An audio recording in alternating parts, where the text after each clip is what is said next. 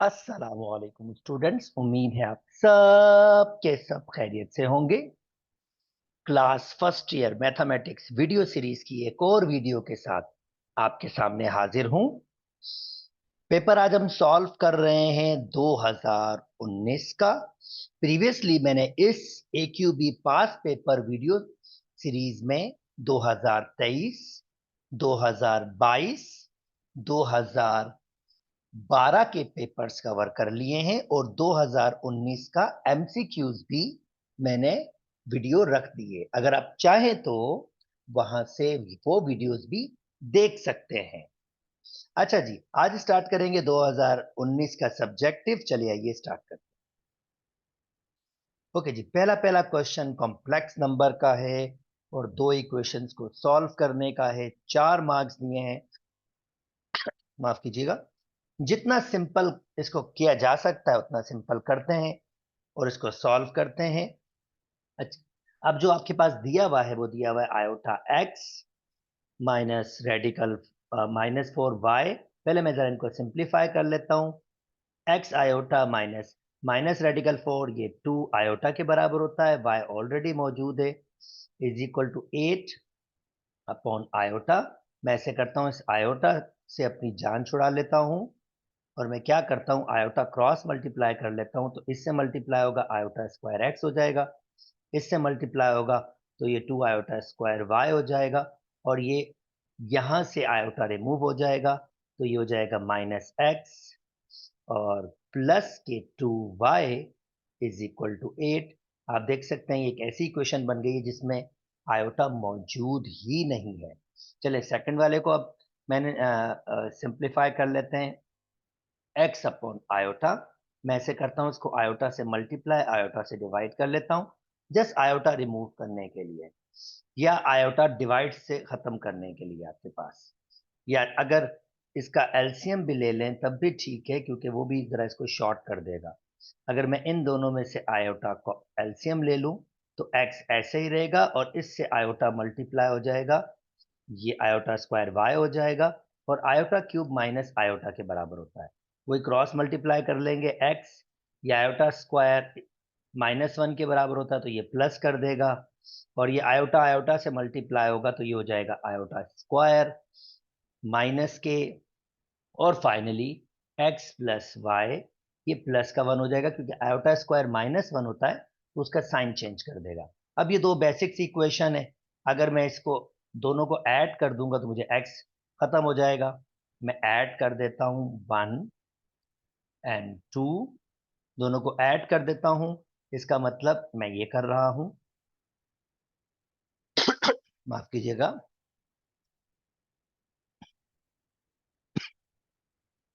देखिए मैंने इसको ऐड किया है तो ये खत्म हो जाएगा। 3y और y, 2y और y 3y हो जाएगा और ये हो जाएगा 9 ऐड करने पर, और यहाँ पर y की सिंपल सी वैल्यू 3 आ रही है आपके पास।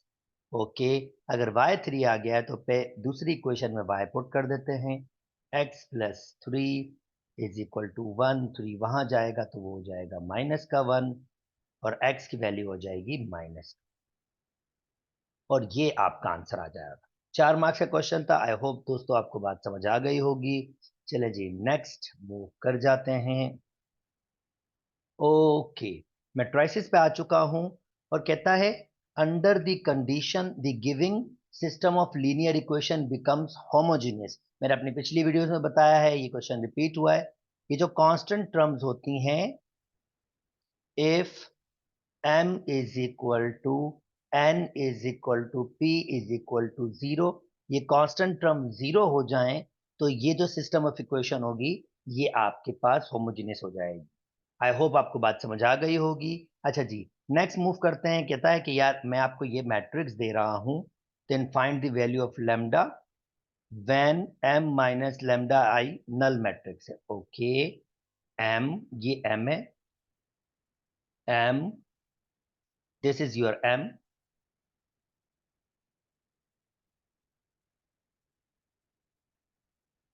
माइनस लेमडा आई, यहां पर हम 3 by 3 मैट्रिक्स रिप्रेजेंट करेंगे। आई, आई बेसिकली होगी आपके पास 1 0 0 0 1 0 0, 0, 1।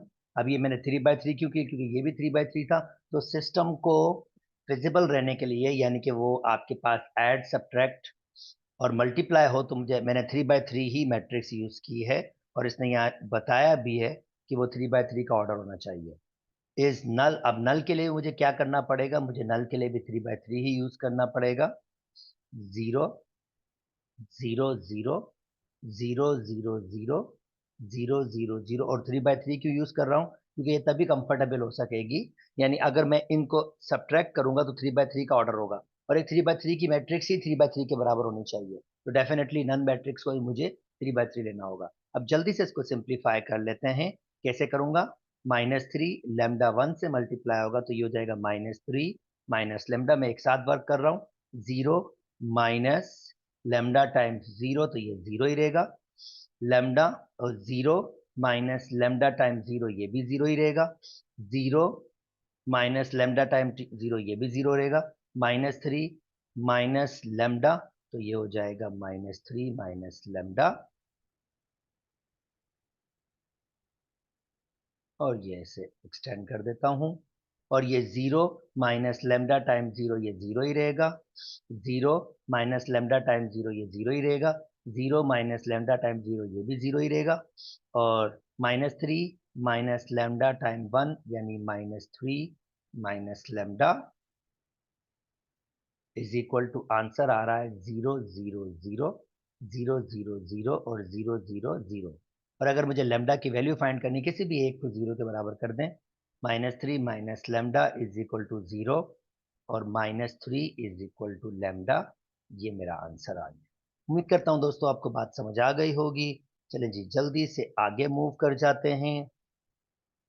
ओके, अब नेक्स्ट हमारे पास कहता है कि यार देखो, अगर मैं क्यू ट्रांसपोज और पी ट्रांसपोज तुम्हें एक मैट्रिक्स दे दूं, क्यू ट्रांसपोज पी ट्रांसपोज तुम्हें मैं एक मैट्रिक्स दे दूं, और वो मैट्रिक्स क्या है, M2 0 3 0 1 0 4 10, तुम्हें ये मैट्रिक्स दे दूं, तो तुम मुझे पी क्यू मैट्रिक्स बताओ। अब बड़ी सादी सी प्रॉपर्टी है यार, ये देखो, अगर पी क्यू का ट्रांसपोज करते हैं ना, तो वो एक्चुअली किसके बराबर आता है, क्यू के ट्रांसपोज एंड पी के ट्रांसपोज। मैंने एक बेसिक सी प्रॉपर्टी जो ऑलरेडी एसएलओस में मौजूद है, वो मैंने यूज की है। अगर नहीं पता तो उसको ध्यान में रख लें कि भाई ये इसके बराबर होता है। अब पी क्यू ट्रांसपोज, ये मैट्रिक्स मैं लिख लेता हूं, M2 0 3 0 1 0 4 10। और अगर मुझे पी क्यू चाहिए, तो अगर मैं एक मैट्रिक्स का ट्रांसपोज वापस करता हूं, किसी भी मैट्रिक्स का ट्रांसपोज, तो वापस वही मैट्रिक्स आ जाती है। यानी पी क्यू का ट्रांसपोज करूंगा, तो वापस पी क्यू आ जाएगा। और इसका ट्रांसपोज क्या होगा, रोज को मैं लिखूंगा कॉलम में।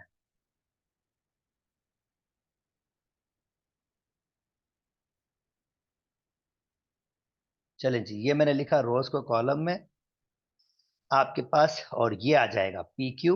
यानी पी क्यू मैट्रिक्स आपके पास आ गई है M3 0 2 0 4 0 1 10। चलें जी, ये मैंने 2 मार्क्स सिक्योर कर दिए। कहता है hence determine the value of m for which the matrix P Q become singular. यानी ये जो पी क्यू है ना, ये हमारी सिंगुलर बन जाए। दैट मीन्स मुझे क्या करना होगा, ये पी क्यू का डिटरमिनेंट लेना होगा, और वो 0 के बराबर होगा। तो मैं क्या कर रहा हूं, ऊपर पी क्यू लिख रहा हूं, और ये मेरा सेकेंड पार्ट स्टार्ट हो गया है अब। तो पी क्यू मैंने निकाला है M3 0 2 0 4 0 1 10।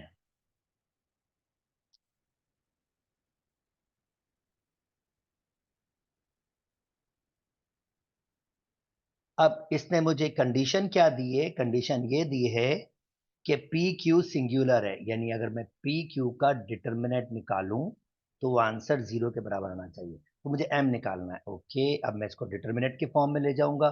M3 0 2 0 4 0 1 10 is equal to 0। Process में इस पर वर्किंग कर सकता हूँ। मैं यहीं से निकाल लेते हैं, चले एम एम से लेते हैं। अगर एम लूंगा तो ये इसकी रो कट जाएगी और इसका कॉलम कट जाएगा। यानी अगर मैं एम लूंगा तो इसकी रो कट जाएगी, इसका कॉलम कट जाएगा। जो डिटर्मिनेंट हमारे पास आएगा वो कुछ ऐसा आएगा, 0, 4, 1, 10। फिर दूसरा माइनस का होता है। अगर मैं 3 लूंगा तो 3 में आपकी बार इसकी रो कटेगी, इसका कॉलम कटेगा। तो जनाब हमारे पास जो आंसर आएगा वो आएगा 2, 4, 0, 10। और आखिरी वाला 0 है। अब 0 के साथ कोई भी डिटर्मिनेंट होगा, क्या फर्क पड़ेगा, वो तो 0 ही कर देगा उसको मल्टीप्लाई करके, तो उसको लिखने की जरूरत नहीं है। तीसरे वाले को ये 0 और इक्वल टू के बाद 0 है तो आप वो लिख दीजिए, इक्वल टू के बाद 0। अब इसको सिंप्लीफाई कैसे करते हैं दोस्तों? फर्स्ट को लास्ट से मल्टीप्लाई करते हैं हमेशा माइनस, सेकेंड को थर्ड से। -3। फर्स्ट को लास्ट से मल्टीप्लाई करते हैं हमेशा माइनस, सेकेंड को थर्ड से। तो जनाब m-4 से ये माइनस के 4m हो जाएगा और -320 से तो ये माइनस के 60 हो जाएगा, इज इक्वल टू 0। -64m उधर मूव कर देता हूं और 4 के टेबल पे हमारे पास एक दफा 2 और 5, m की वैल्यू आ रही है -15। उम्मीद करता हूं दोस्तों मैं अपनी बात समझा पाया हूं। चलें जी नेक्स्ट मूव कर जाते हैं। ओके, थोड़ा सा इसको बड़ा कर लेते हैं ताकि विजिबल हो जाए। ओके, कहता है भाई देखो, the arithmetic progression AP and the geometric progression GP are defined in such a way that the first term, अब अर्थमेटिक की फर्स्ट टर्म A होती है, second term A plus D होती है, third term A plus 2D होती है, and so on, इस तरह चलता जाता है आपके पास। ठीक है, यानी ये इस तरह से प्रोसेस चलता जाता है। अगर मैं पांचवी टर्म की बात करूंगा तो एक कम आएगा, 4। अगर मैं सातवीं टर्म की बात करूंगा तो इसका मतलब A प्लस 6D होगा। उम्मीद करता हूं मैं अपनी बात समझा पाया हूं आपको। चले अब प्रॉब्लम को समझ लेते हैं, प्रॉब्लम क्या कह रहा है। कहता है the arithmetic progression and the geometric progression are defined in such a way that the first term, fourth term and ninth term of AP, first term मतलब A, fourth term मतलब A plus 3D and ninth term मतलब A plus 8D, ये क्या कह रहा है, are in GP express in term of A and D. मैंने express कर दिया इसको, first term, fourth term, ninth term. अब ये कह रहा है कि मुझे ये कंडीशन प्रूव करके दिखाओ, 2 times of first term actually बराबर है 9 टाइम्स ऑफ सेकेंड टर्म। अच्छा, अब क्योंकि ये 3 नंबर्स आपके पास जीपी में हैं, तो जीपी की खासियत आपके पास क्या होती है, अगर मैं सेकेंड को फर्स्ट से डिवाइड करूं तो वो बराबर होता है थर्ड को सेकेंड से डिवाइड, जिसे हम कहते हैं कॉमन रेशो। यानी जीपी क्या होता है आपके पास, मैं ऐसा क्यों कर रहा हूं, जीपी बेसिकली इस किस्म की सीक्वेंस है एंड सो ऑन। किसी एक फिक्स नंबर से हम मल्टीप्लाई करके नेक्स्ट नंबर बनाते हैं। इस वक्त वो फिक्स नंबर 2 है। तो इससे खासियत क्या होती है, क्योंकि एक फिक्स नंबर से सेकंड नंबर बनाया जा रहा होता है तो इनका डिवीजन, कॉन्सिक्यूटिव का डिवीजन भी सेम होता है। जैसे 4 divide by 2, 8 divided by 4, 16 divided by 8। किसी भी दो कॉन्सिक्यूटिव टर्म का रेशियोज सेम, वही फिक्स नंबर आ रहा होता है। जैसे वो मैंने कहा था 2 आपके पास आ रहा है, तो मैंने भी यही किया है। मैंने कहा है अगर ये जीपी में है तो सेकंड टर्म को फर्स्ट से डिवाइड करूंगा तो उसका आंसर बराबर आना चाहिए थर्ड टर्म को सेकंड टर्म से डिवाइड करने पर, यानी ये आंसर्स आपके पास बराबर आना चाहिए। अब मुझे जो प्रूफ करना है, मुझे प्रूफ करना है 2a is equal to 9d। चलें स्टार्ट करते हैं। मैं इसको इससे करूंगा तो ये हो जाएगा a plus 3d whole square, और ये a से मल्टीप्लाई होगा तो क्या हो जाएगा, a स्क्वायर प्लस 8ad। जल्दी से स्क्वायर खोलते हैं, a square 2ab 2a3 that mean 6ad plus के 9d स्क्वायर, और ये हो जाएगा आपके पास a स्क्वायर प्लस के 8ad। भाई a स्क्वायर से तो जान छूट गई हमारे पास। अब मैं क्या कर रहा हूँ, 6ad को वहां शिफ्ट कर रहा हूँ 9d² बराबर हो जाएगा 8ad माइनस 6ad। 9d² बराबर हो जाएगा 2ad, और अगर मैं d से एक d कैंसिल कर दूं तो 9d आपके पास बराबर आ रहा है 2a के, या 2a बराबर आ रहा है 9d के, और यही हमने प्रूफ करना था। उम्मीद करते हैं दोस्तों आपको प्रूफ बिल्कुल आसानी से समझ आ गया होगा। चलें जी, नेक्स्ट मूव कर जाते हैं। कहता है and find the value of 10th term of AP when A is equal to 4। अच्छा, 10 टर्म ऑफ AP यानी A प्लस 9D। और दोस्तों ये ध्यान में रखना 2A किसके बराबर है? 9 टाइम्स G के। हाँ, ये भूलना नहीं, हाँ ये बिल्कुल नहीं भूलना। तो भाई A प्लस 9D की जगह 2A, यानी ये हो जाएगा 3A, और A की वैल्यू दी हुई है 4, यानी क्या हो जाएगा 12, और ये मेरा आंसर है।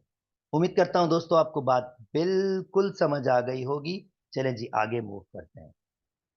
नेक्स्ट आपके पास कहता है the sum of first N natural numbers and the sum of first cube of a natural number differ by zero. Differ by zero का मतलब ये है, अब ये फर्स्ट नेचुरल नंबर का फार्मूला दिया हुआ है कि भाई अगर फर्स्ट नेचुरल नंबर को डिफर करना मतलब माइनस, जब हमने उसको माइनस किया तो उनके दरमियान जो डिफरेंस आया है वो जीरो है। तो डिफर बाय जीरो का मतलब ये होता है, जैसे अगर मैं ये कहूं कि भाई नो एक्चुअली डिफर बाय है, नो 5 से डिफर करता है 4, तो 9 डिफर बाय 5, 9 डिफर 5 बाय 4, यानी 9 डिफर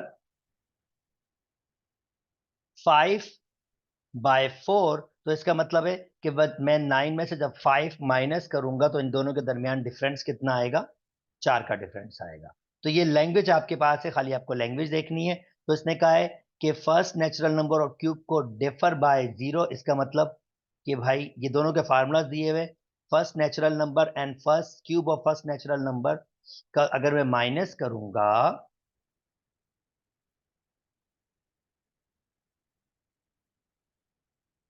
तो इनके जो दरमियान डिफरेंस है वो जीरो आए, तो मुझे इसमें से n की वैल्यू फाइंड करनी है। वेरी सिंपल, दोनों में से भाई n+1 कॉमन ले लें पहली फुर्सत में, अपॉन 2 भी कॉमन ले लें, यहां 1 बच जाएगा, ये पूरा स्क्वायर में, ठीक है ना, ये ध्यान में रखिएगा पूरा स्क्वायर में, तो यहां से एग्जैक्टली एक बच जाएगा।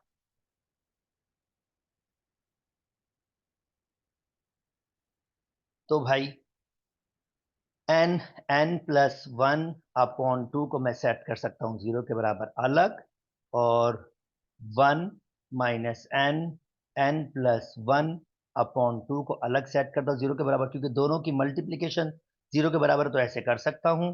ये मैंने इसको जीरो से मल्टीप्लाई कर दिया, तो ये हो जाएगा n+1 is equal to zero, इसका मतलब n is equal to zero हो जाएगा, और n+1 is equal to zero हो जाएगा, और n की वैल्यू -1, वैसे n की वैल्यू -1 हो नहीं सकती और जीरो भी नहीं हो सकती, तो इन आंसर्स में मैं इंटरेस्टेड नहीं हूं। अच्छा, अब इधर एलसीएम लूंगा 2, नेगेटिव नहीं हो सकती, नेचुरल नंबर्स हैं तो नेगेटिव नहीं हो सकती। जीरो का मतलब होता है कोई भी टर्म ना होना, ये स्टार्ट आपके पास 1 से होता है और n तक जाता है, तो n आपके पास नेचुरल नंबर होते हैं। चलें जी, मैंने लिया 2, 2, तो इसको अगर मल्टीप्लाई करूंगा ये हो जाएगा -n² माइनस के n is equal to zero, zero से खत्म कर दीजिए, तो 2 minus n² minus n is equal to zero, सबको वहां शिफ्ट कर दीजिए, n² प्लस n-2, और अगर मैं इसकी मिल्टन ब्रेकिंग करूं तो n² प्लस के 2n माइनस के n-2 is equal to zero, zero इधर रखें उधर कोई फर्क नहीं पड़ता, कॉमन ले लेता हूं दोस्तों, n कॉमन, तो n+2 -1 कॉमन, तो n+2, इसका मतलब n+2 फर्दर कॉमन आ रहा है, और यहां से बच रहा है n-1 is equal to zero. थोड़ा सा यहां वर्क कर देते हैं, इसका मतलब n+2 अलग से जीरो के बराबर होगा, और n-1 अलग से जीरो के बराबर होगा, तो n इज इक्वल टू -2 ये तो हो नहीं सकता, n इज इक्वल टू 1 ये आपका आंसर होगा। उम्मीद करता हूं दोस्तों आपको बात समझ आ गई होगी। जल्दी से आगे मूव कर जाते हैं। कहते हैं कि यार ये प्रूफ कर दो, चलो जी प्रूफ कर देते हैं इसको। तो ऐसे लिखें या ऐसे लिखें, बात तो एक ही, n choose r, n choose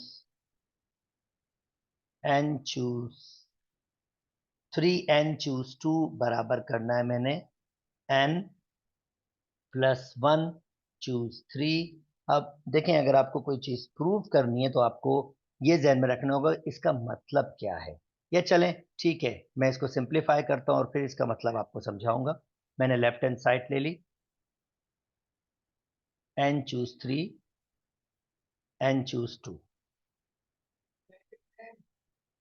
n factorial,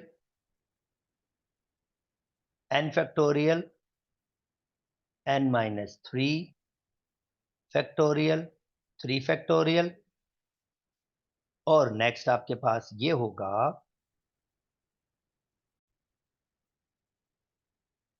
और नेक्स्ट आपके पास होगा n factorial, n minus 2 factorial 3। अब देखें, इसमें एलसीएम लेना, ये इसको आप कॉम्प्लेक्स करना बिल्कुल बिल्कुल बिल्कुल ना करें। इसमें कॉमन बनाने की कोशिश करें सबसे पहले। n factorial, n minus 3 factorial, 3 factorial, अच्छा ये हो जाएगा n फैक्टोरियल, तो n माइनस 2, और एक कम करेंगे तो फिर ये n माइनस 3 फैक्टोरियल, यानी एक कम हो जाएगा आपके पास। और ये यहाँ पर 2 फैक्टोरियल होगा, ये मैंने 3 लिख दिया था, ये 2 फैक्टोरियल है, तो ये 2 होगा। ओके, इसका मतलब अब मेरे पास कुछ कॉमन आ गया, ऊपर से n फैक्टोरियल, चलें जी n फैक्टोरियल निकाल लें, और नीचे से n माइनस 3 फैक्टोरियल, वो भी निकाल लें, और 3 फैक्टोरियल, 2 फैक्टोरियल, इन 3 फैक्टोरियल का मतलब होता है 3 मल्टीप्लाई बाय 2 मल्टीप्लाई बाय 1, या 3 मल्टीप्लाई बाय 2 फैक्टोरियल। इसका मतलब ये कि इसमें भी 2 फैक्टोरियल कॉमन है, तो भाई ये 2 फैक्टोरियल भी निकाल लें,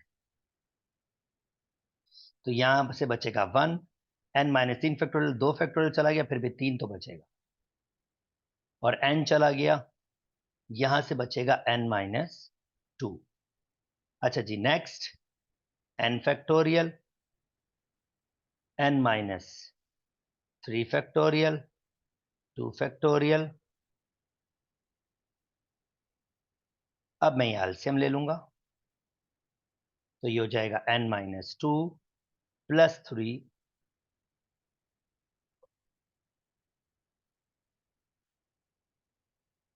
अच्छा जी, फर्दर अगर मैं इसको सिंप्लीफाई करूंगा तो इसको यहां लिख लेता हूं दोस्तों, n factorial, n factorial, n minus 3 factorial, 2 factorial, तो यहां से बचेगा n plus 1 upon 3, n minus 2, और अगर मैं इसको फर्दर चलाऊंगा n फैक्टोरियल, n प्लस 1, तो ये बढ़ जाएगा n प्लस 1 फैक्टोरियल, और 3 2, तो ये 3 फैक्टोरियल हो जाएगा। और देखिए n माइनस 3 और n माइनस 2 क्या है, इससे इससे बड़ी टर्म है, यानी ये 3 कम है, ये 2 कम है, तो ये फाइनली किसमें चला जाएगा आपके पास, n माइनस 2 फैक्टोरियल में। यानी n माइनस 2, जैसे मैंने इसको ओपन किया था n माइनस 2 फैक्टोरियल को, तो कैसे किया था, n minus 2 n minus 3 factorial, ये वापस कंबाइन हुए, तो मैंने इसको वापस इसी शक्ल में लिख दिया, ठीक है। और ये क्या है, ये कुछ नहीं, ये आपके पास ये है, चेक कर लें, इसको अगर आप ओपन करेंगे तो क्या होगा, n प्लस 1 फैक्टोरियल, तो n प्लस 1 में से 3 माइनस होगा, n प्लस 1 माइनस 3 फैक्टोरियल, और 3 फैक्टोरियल, तो n प्लस 1 फैक्टोरियल बनाया मैंने, और n 3 में से 1 जाएगा तो माइनस 2 फैक्टोरियल, 3 फैक्टोरियल।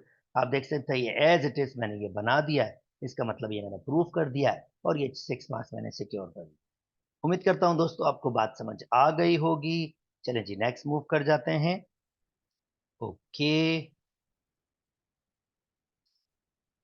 बाइनोमियल की दुनिया में आ गए हैं। अब बाइनोमियल की दुनिया क्या कहती है हमसे, कहता है यार कि भाई देखो, अगर मैं तुम्हें ये एक्सप्रेशन दे रहा हूं, radical X plus 1 upon radical X is equal to n, तो शो करके दिखाएं कि r is equal to N upon two for which the term is constant. अब टर्म इज कांस्टेंट का मतलब होता है जिसमें x की का पावर ही नहीं होता। दो टर्मिनोलॉजी यूज होती है, term is constant, independent of x, no values of x। ये सब का सब मतलब ये होता है कि x पावर 0 है आपके पास। यानी इस बाइनोमियल एक्सपेंशन को जब हम ओपन करेंगे तो हमें वो टर्म्स इसकी चाहिए जिसमें x की वैल्यू हमारे पास 0 होनी चाहिए, 0 के अलावा और कुछ नहीं होनी चाहिए। ओके, चलें जी आगे मूव कर जाते हैं। फिर अब इसको बनाते हैं किस तरह से वर्किंग करें। तो भाई फार्मूला, टर्म का फार्मूला इसने दिया हुआ है, तो ये होगा T R plus one is equal to, N की वैल्यू एन ही है, आर की वैल्यू भी इस वक्त आर ही है, अलबत्ता ए की वैल्यू मेरे पास रेडिकल एक्स है, ऊपर एन माइनस आर है, और बी की value one upon radical x है, ऊपर आपके पास आर आता है, तो आर की वैल्यू इस वक्त आर ही है।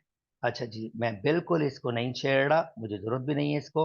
इसके साथ ये पावर होता है वन अपॉन टू, और ये हो जाएगा एन माइनस आर, और अगर इसको ऊपर ले आऊंगा तो ये रेडिकल माइनस वन हो जाएगा आर। अब दोनों की बेसिस से मैं इनको मैं ऐड कर देता हूं, तो ये X one upon two multiply by N minus R हो जाएगा, और ये माइनस के वन अपॉन टू आर हो जाएगा। तो मैंने क्या किया है, ये जो दोनों एक्स है ना, इनकी बेसिस है, मैं इनको सेम कर दिया है।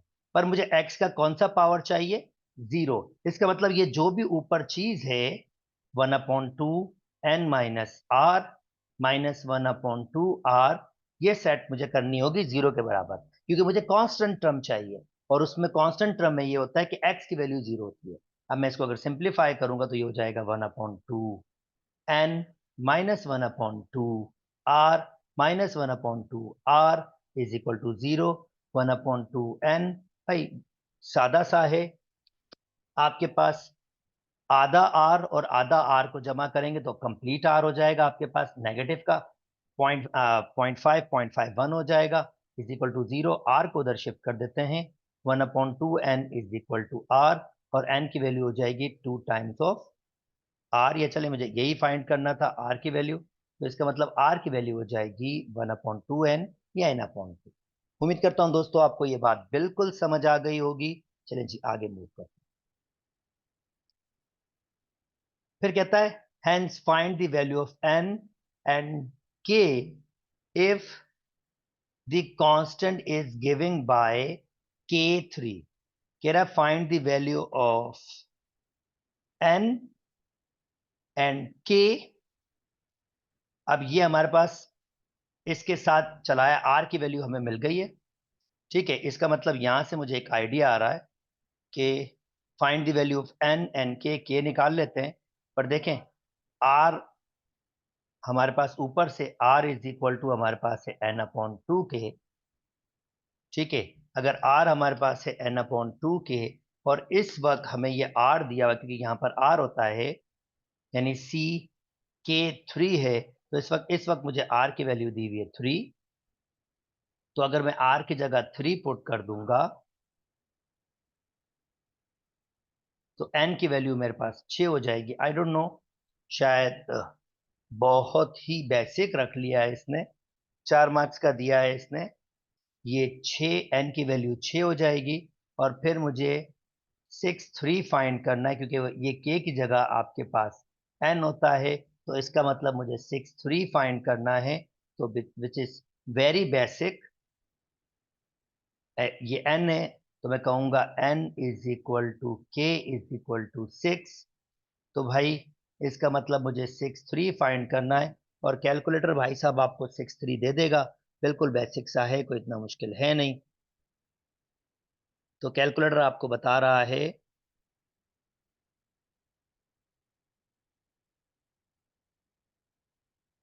6 6 कॉम्बिनेशन 3, यानी ये आपके पास आंसर कितना आ जाएगा 20। और ये मैंने अपना क्वेश्चन कंप्लीट किया।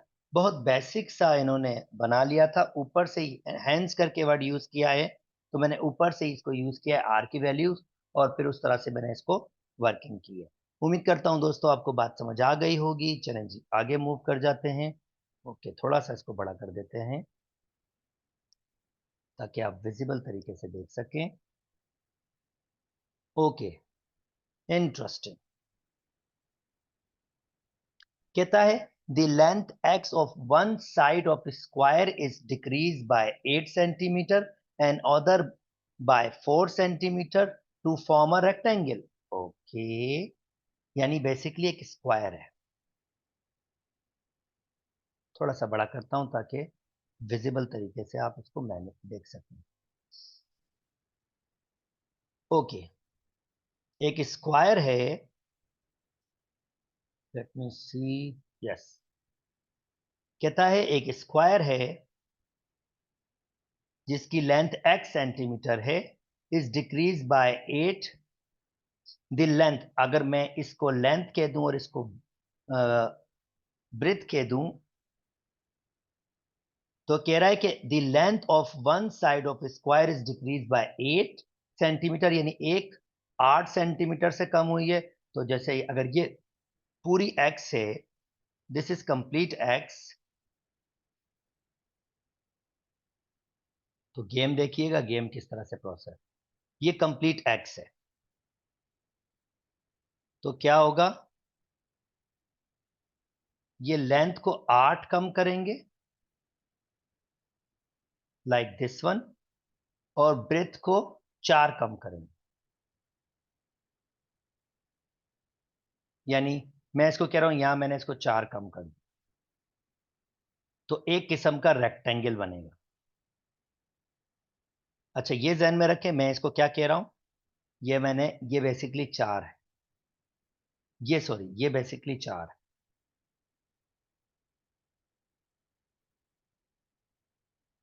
यानी ये लेंथ बेसिकली मैंने 4 कहा है।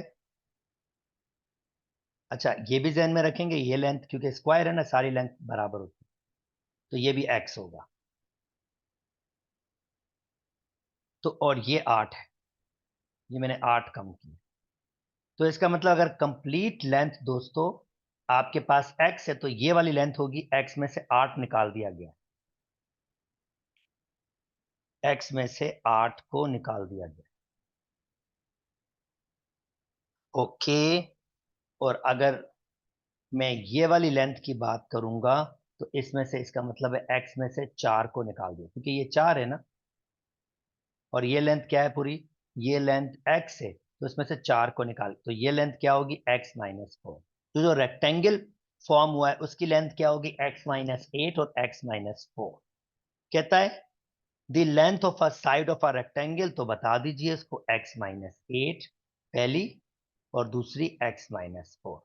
उम्मीद करता हूं ये बात समझ आ गई है। अब रेक्टेंगल का एरिया मतलब दोनों साइड, दोनों लेंथ की मल्टीप्लीकेशन, x माइनस 8 और x माइनस 4, जिसको मैं मल्टीप्लाई करूंगा तो ये हो जाएगा एक्स स्क्वायर माइनस के 8x, फिर एक्स स्क्वायर माइनस के एक्स स्क्वायर माइनस के 4x माइनस के 8x और प्लस के 32, यानी ये हो जाएगा एक्स स्क्वायर माइनस के 12x प्लस के 32। ये मेरा एरिया आ गया रेक्टेंगल का। आई होप दोस्तों यहां तक बात समझ आ रही है। अब ये कह रहा है show that x square minus 3x minus 8 is equal 0 if the square has the area 15 times the area of a rectangle. यानी आपके पास ये कह रहा है if the square has the area 1/5 time of rectangle area, यानी square का area आपके पास बराबर होगा, स्टेटमेंट स्क्वायर का एरिया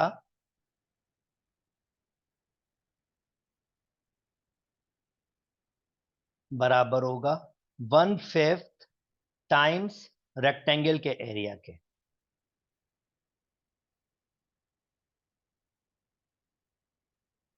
तो ये तो बिल्कुल बेसिक हो गया दोस्तों, वेरी बेसिक।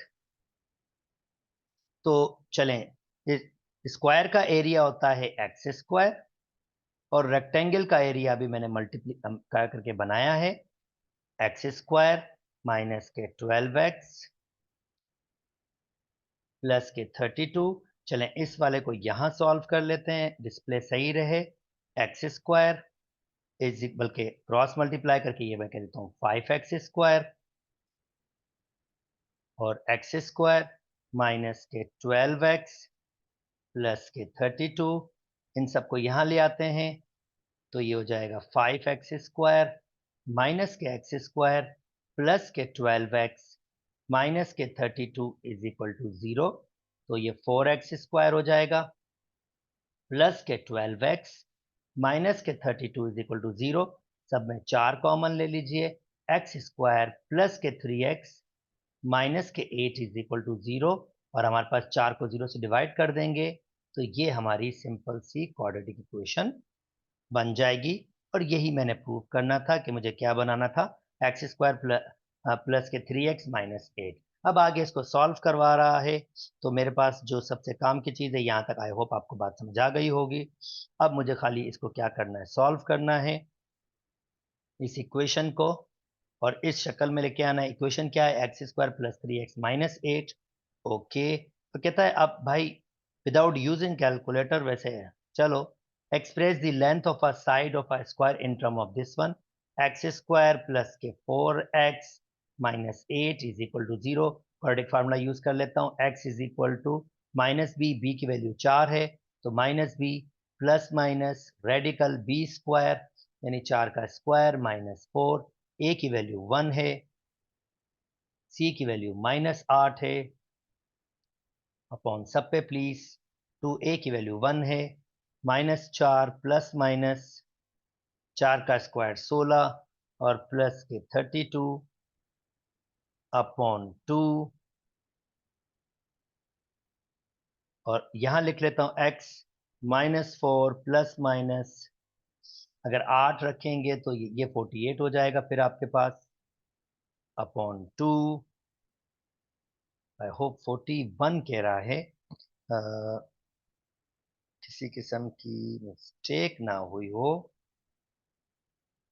41, मैंने वो इक्वेशन तो बिल्कुल सही बनाई थी, x square plus 3x minus है, मैं देख लूँ मैंने वैल्यूज तो सही रखी है।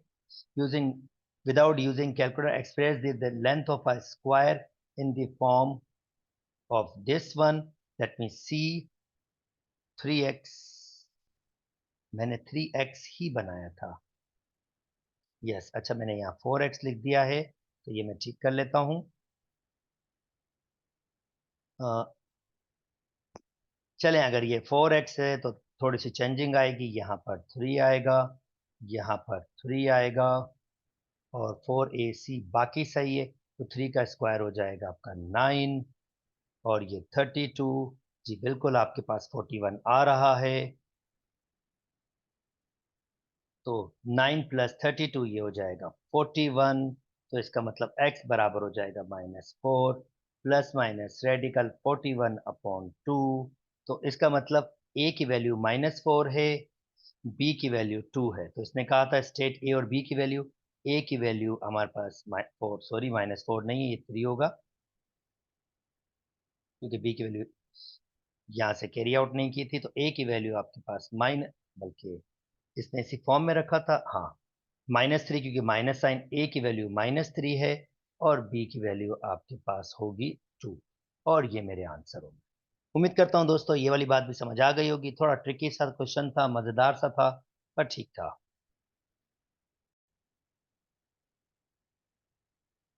ओके जी, ये क्वेश्चन स्टार्ट कर लेते हैं। ओके, कहता है यार देखो, अगर मैं p की वैल्यू 4 अपॉन ओमेगा दूं, q की वैल्यू -2 अपॉन ओमेगा स्क्वायर और r की वैल्यू 1 अपॉन ओमेगा क्यूब, तो शो करके दिखाएं कि आप जो है ना, ये भाई साहब जो होगा ना, इसके पास कोई आयोटा वाली टर्म नहीं होगी, रियल पार्ट रियल नंबर होगा, मतलब ओमेगा नहीं होगा, सादा अल्फाज में, क्योंकि ओमेगा क्या होता है, ओमेगा आपके पास -1 प्लस रेडिकल 3 आयोटा अपॉन 2 होता है, और ओमेगा स्क्वायर क्या होता है, -1 -3 आयोटा अपॉन 2, दूसरे अल्फाज में ये कॉम्प्लेक्स नंबर होते हैं।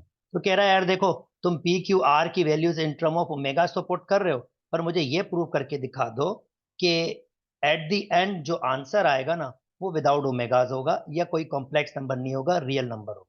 अच्छा, इसके लिए जल्दी जल्दी से कुछ चीजें ध्यान में रख लें भाई।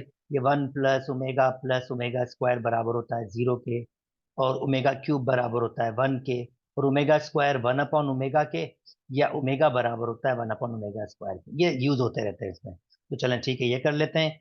P-2Q plus R square, P की वैल्यू दी हुई है 4/ओमेगा, -2 क्यू की वैल्यू दी हुई है -2/ओमेगा स्क्वायर, प्लस आर भाई साहब को दिया हुआ है 1/ओमेगा पावर 9 होल स्क्वायर। अच्छा जी, यार देखिए, इसको अगर मैं चाहूं तो ऐसे लिख सकता हूं, माइनस माइनस प्लस, इसको 4 कह सकता हूं, और इसको 1/ओमेगा स्क्वायर कह सकता हूं। और भाई साहब ये हो जाएगा आपका ओमेगा पावर 3 और ऊपर पावर 3। अच्छा, अब ये 1/ओमेगा जो है ना, ओमेगा स्क्वायर के बराबर है, अपॉन से जान छुड़ा रहा हूं, और 1/ओमेगा स्क्वायर ओमेगा के बराबर है, और ओमेगा क्यूब तो बराबर होता है 1 के। अब इस पे क्यूब हो या उस पे स्क्वायर हो, कोई फर्क नहीं पड़ता, ये पूरी चीज तो 1 हो गई।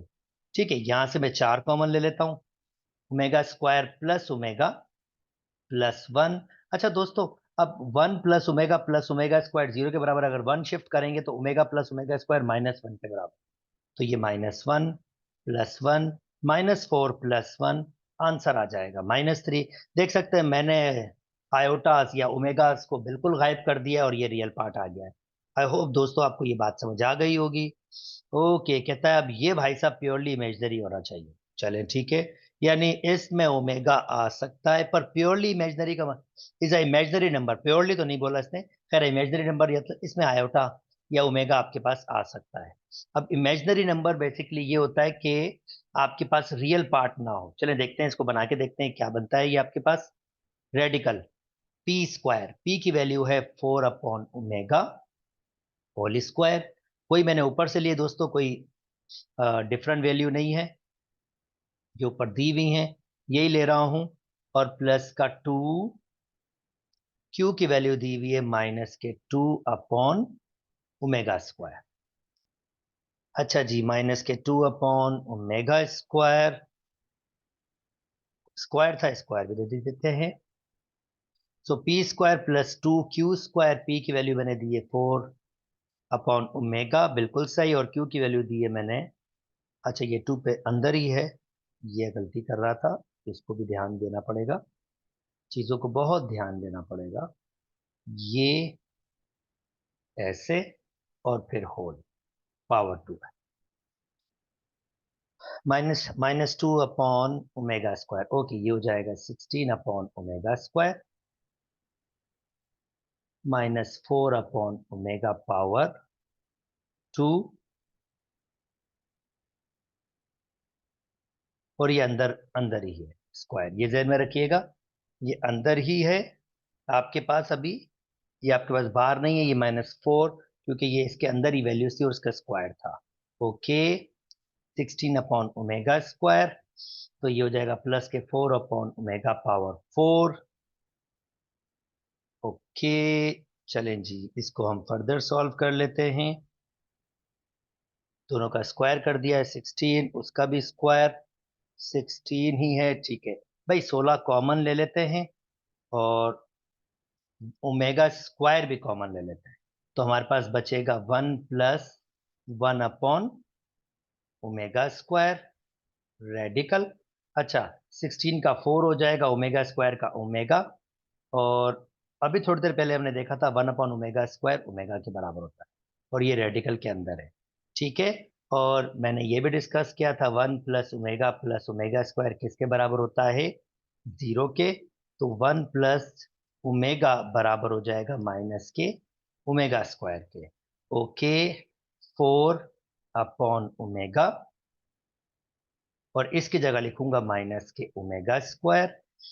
फाइनल स्टेप्स दोस्तों, 4/ओमेगा, स्क्वायर से रेडिकल खत्म हो जाएगा, पर क्योंकि आयोट माइनस है तो आयोटा की फॉर्म में बाहर आ जाएगा, 4 से 4 कैंसिल, 4 आयोटा, आप देख सकते हैं ये प्योरली इमेजनरी पार्ट है आपके पास, और हेंस मैंने इस तरह इसको प्रूव कर दिया। उम्मीद करता हूं दोस्तों आपको बात समझ आई होगी।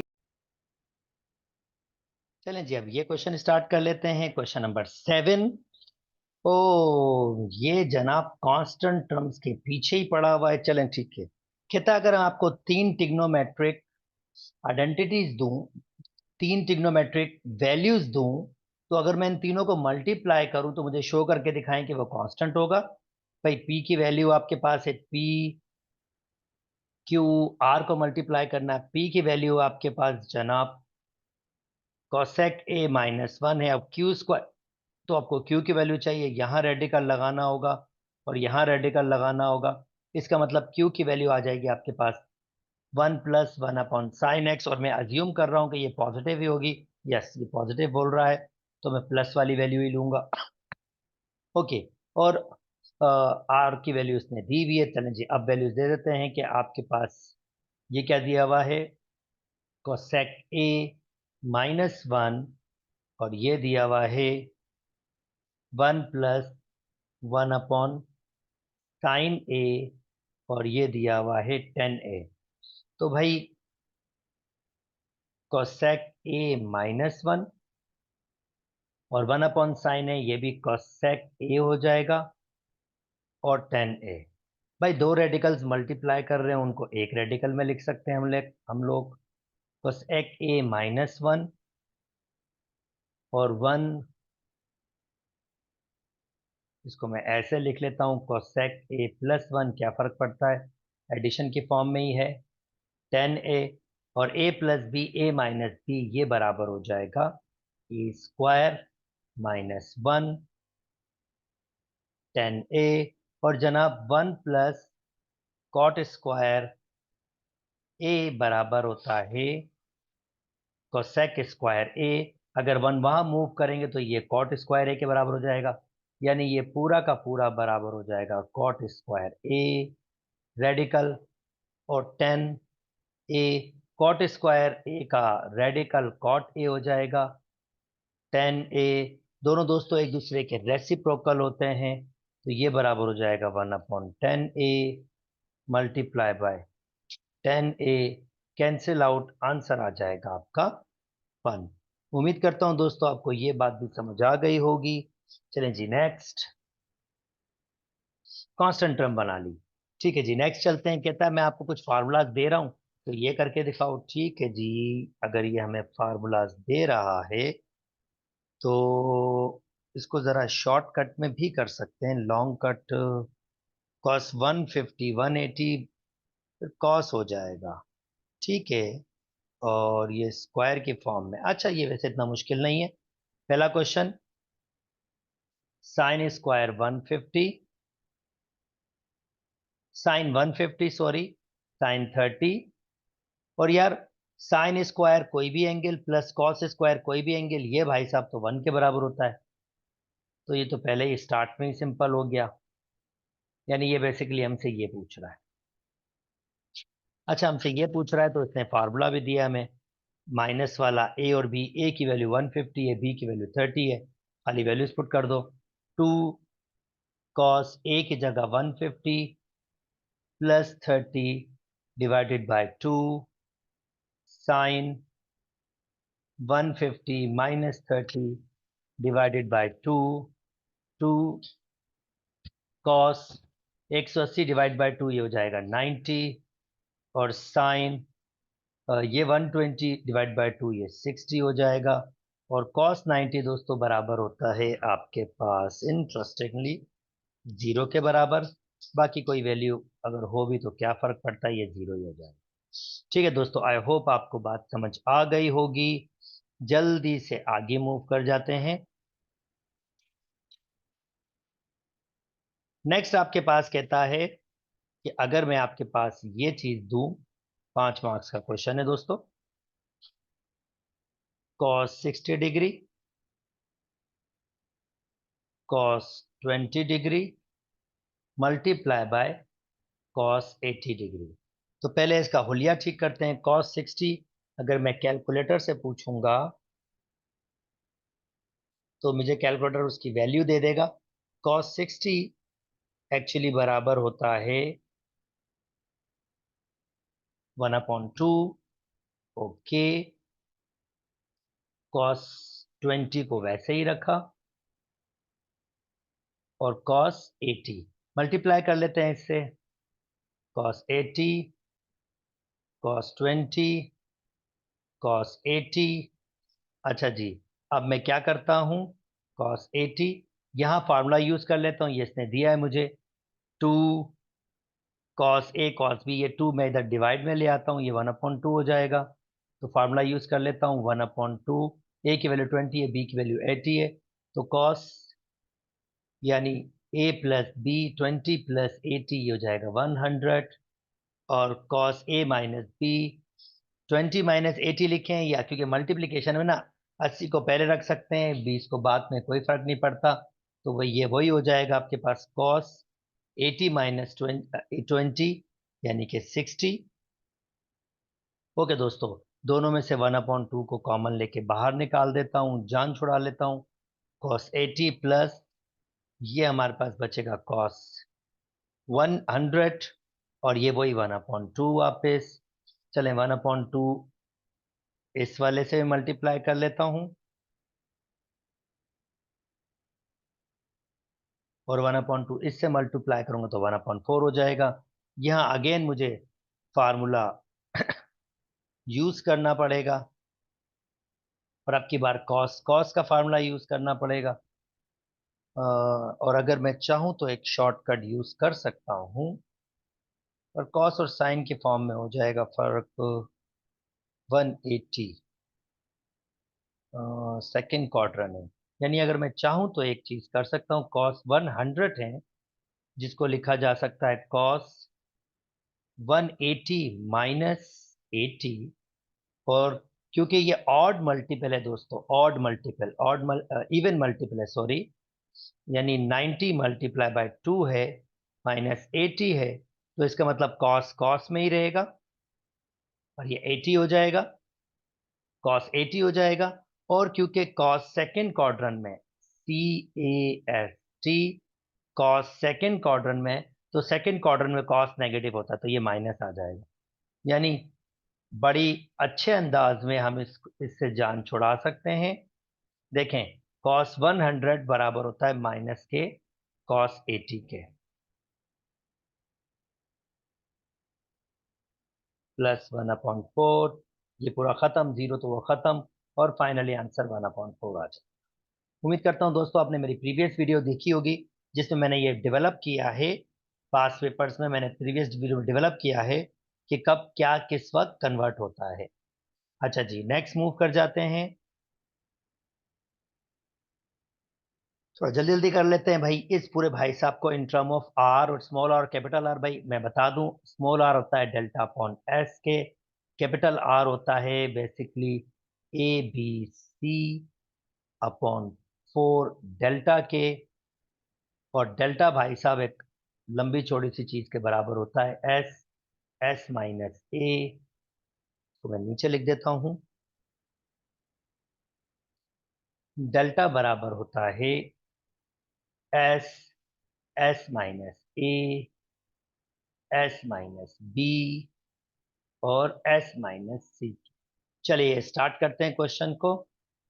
एस S-A, S-B, S-C, ये तो डेल्टा स्क्वायर है, ये तो ऊपर वाला डेल्टा स्क्वायर है। अच्छा, नीचे A+B+C, और S की वैल्यू मैंने लिखी, S बराबर होता है A+B+C upon 2, cross multiply 2S बराबर होता है A+B+C। अच्छा, वैल्यूज लिख रहा हूं, और ये ABC, तो इस ऊपर वाले के लिए मैं लिखूंगा डेल्टा स्क्वायर, नीचे के लिए 2S, और ABC को वैसे ही रखा। अच्छा, अब देखिए मैं वर्किंग किस तरह से करने की कोशिश कर रहा हूं, ताकि आप देखें मैं वैल्यूज किस तरह बना रहा हूं। मुझे किस में कन्वर्ट करना है, आर, स्मॉल आर और कैपिटल आर में। अच्छा, डेल्टा अपॉन एस, एक डेल्टा अपॉन एस, एक मैंने ले लिया है डेल्टा एस, ये 1/2 मैंने अलग रख लिया है, और एक डेल्टा अपॉन ABC मैंने अलग कर दिया है। अच्छा, आर किसके बराबर होता है, ABC अपॉन 4 डेल्टा। देखें इसको भी कैसे प्रोसेस में लेके आता हूं, आप इस फॉर्म को भी देखिएगा। अच्छा, 1/2 अपनी जगह, ये बराबर हो गया स्मॉल आर के। मैं इसको रेसिप्रोकल की फॉर्म में लिख रहा हूं, या थोड़ा सा मैनिपुलेट कर सकता हूं अगर आप चाहें। अगर आप और बेसिक करना चाहते हैं तो ए बी सी किसके बराबर हो जाएगा? आर 4r डेल्टा के। अगर मैं जस्ट ऊपर इसको क्रॉस मल्टीप्लाई कर दूं, ए बी सी, तो चले मैं ए बी सी की वैल्यू पुट कर देता हूं, जरा आसान हो जाएगा। तो delta upon A B C आपके पास बराबर होगा 4r डेल्टा के। डेल्टा से डेल्टा कैंसिल हो गया, और final answer 1/8 small R upon capital R. और देखिए मैंने इसको कन्वर्ट कर दिया small R upon capital R में। उम्मीद करता हूं दोस्तों आपको बात समझ आ गई होगी।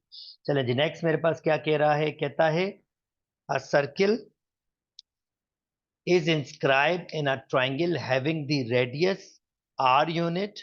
ओके, अब ये कहना क्या चाह रहा है पहले ये बता देता हूं। एक ट्राइंगल है,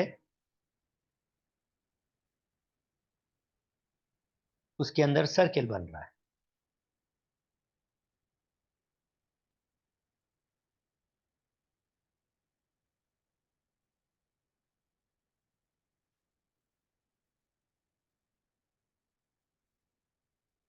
चलो जी, एक ट्राइंगल के अंदर सर्किल बन रहा है। A circle is inscribed in a triangle having the radius r। A circle inscribing a triangle, inscribing मतलब ट्राइंगल, सर्किल के ट्राइंगल के अंदर सर्किल बन रहा है और इसका रेडियस r है, r unit. It is giving that the area and the parameter of a triangle.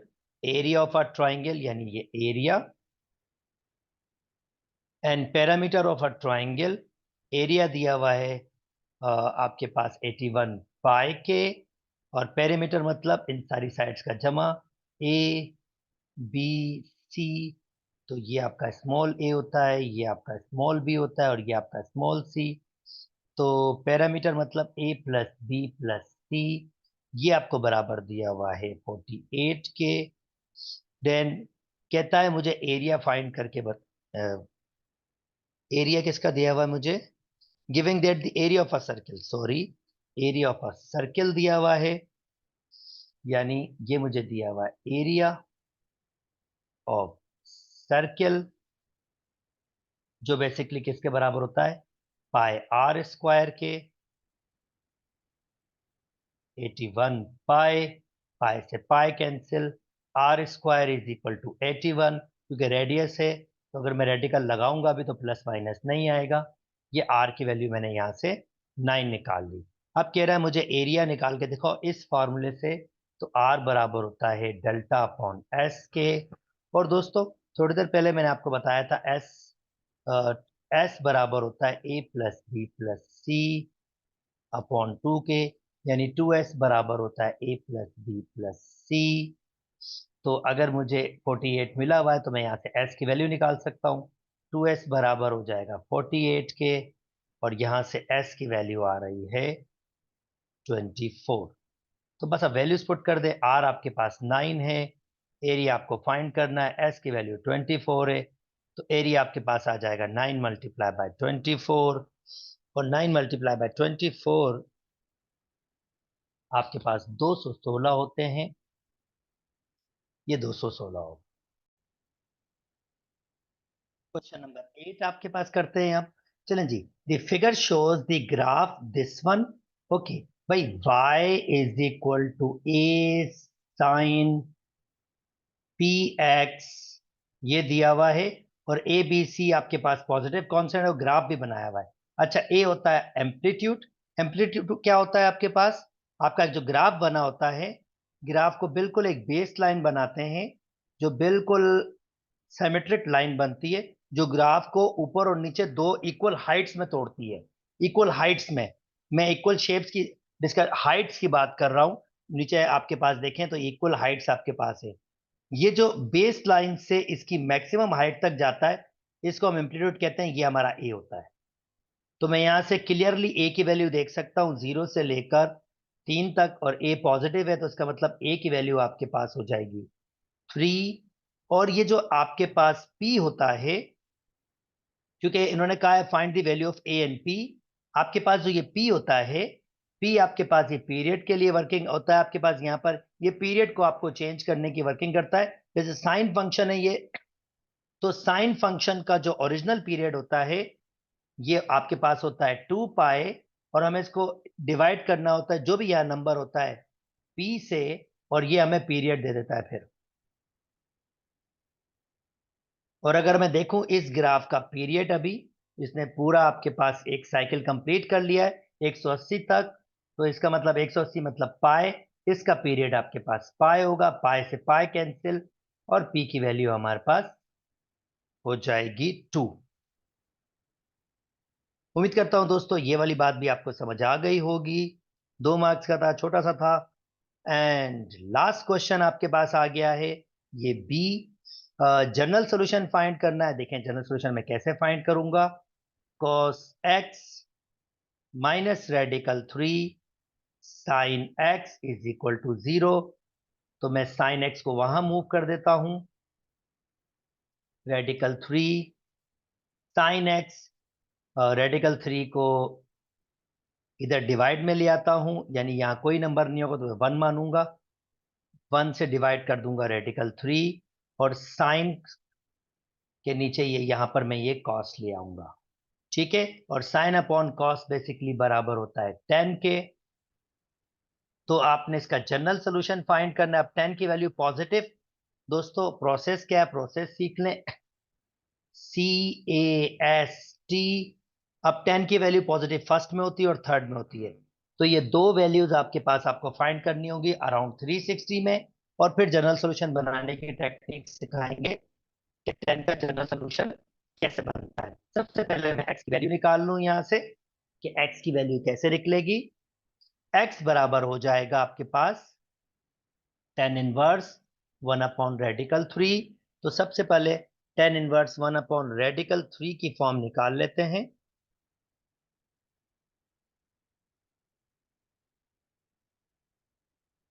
Shift tan inverse 1/रेडिकल 3,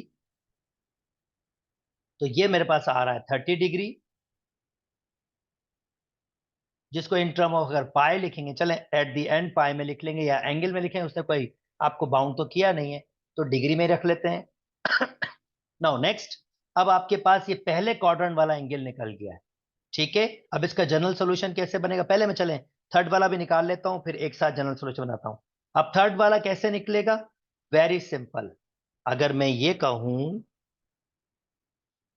कि 10 आपके पास, अगर मुझे वापस 10 चाहिए तो मुझे इवन मल्टीपल करना पड़ेगा मुझे।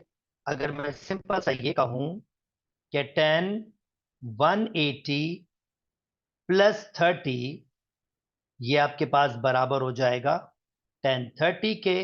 अच्छा ऐसा क्यों है, ये ऑलरेडी बता चुका हूं, ये इवन मल्टीपल है, पिछली मैंने वीडियोस में, पास पेपर वीडियोस में बता चुका हूं।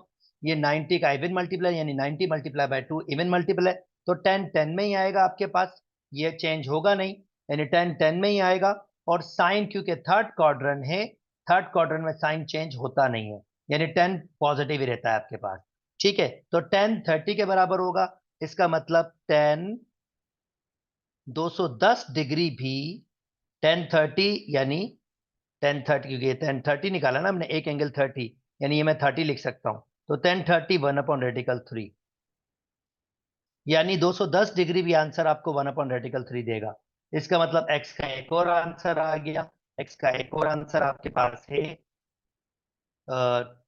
एक और डिग्री आ गई आपके पास, और एक और डिग्री आपके पास आ गई है 120 डिग्री। ओके जी, ये दो एंगल आ गए। अब जनरल सोल्यूशन कैसे बनाते हैं, पहले 30 का आप लिखेंगे एंगल प्लस, और इसके साथ ऐड कर देंगे के पाई। के पाई बेसिकली क्या है, एंड के बिलोंग्स टू इंटीजर है। के पाई बेसिकली क्या है, आपके पास के इसका जनरल पीरियड होता है, यानी हर 30 प्लस के पाई के बाद वापस ये आंसर 1/रेडिकल 3 देगा। और इसका यूनियन, अब इस यूनियन क्यों कर रहा हूं, क्योंकि दो सॉल्यूशंस हैं, अगर उसको दो सॉल्यूशंस को एक जगह लिखना होगा तो मुझे यूनियन करना पड़ेगा, और ये 120 के लिए भी कर लें। 120 प्लस के पाए, चले मैं इसको इस साइड लिख लेता हूं, 120 प्लस के पाए और के बिलोंग्स टू इंटीजर, और ये मेरा फाइनल जनरल सॉल्यूशन होगा जो मुझे 3 मार्क्स दे देगा। उम्मीद करता हूं दोस्तों आपको बात समझ आ गई होगी। उम्मीद करता हूं ये ट्रिकी सा पेपर जो बहुत मजेदार सा बना था आपको समझ आ गया होगा। अगर मेरी वीडियोस पसंद आ रही हैं तो दोस्तों मेरे चैनल को लाइक कीजिए, सब्सक्राइब कीजिए और दोस्तों के साथ शेयर भी कीजिए। अगर कोई डिफिकल्टी हो तो फील फ्री, आप, मेरा व्हाट्सएप नंबर मौजूद है, वहां भी मुझसे आप पूछ सकते हैं। अपना बहुत बहुत बहुत ख्याल रखिएगा। अल्लाह हाफिज।